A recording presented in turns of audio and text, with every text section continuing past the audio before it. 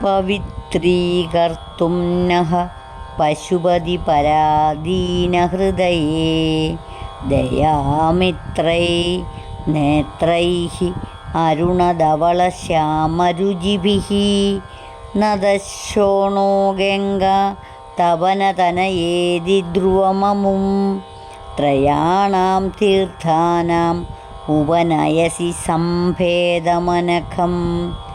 സൗന്ദര്യലഹരി ശ്ലോകം 54. ഹരി ഓം. ദേവിയുടെ രൂപവർണ്ണന തുടരുകയാണ്.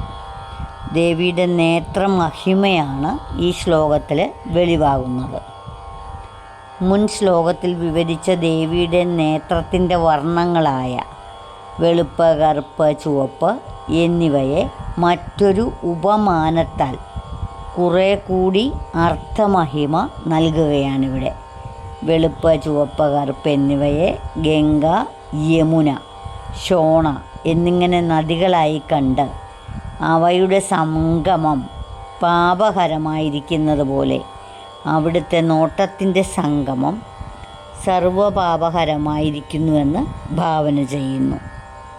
പശുപതിക്ക് അധീനമായ ഹൃദയത്തോടു കൂടിയവളെ, ചെമപ്പ്, വെളുപ്പ്, കറുപ്പ് എന്നീ വർണ്ണങ്ങളുടെ ശോഭയോടുകൂടിയ ദയയ്ക്ക്, അതായത് കാരുണ്യപൂർവമായ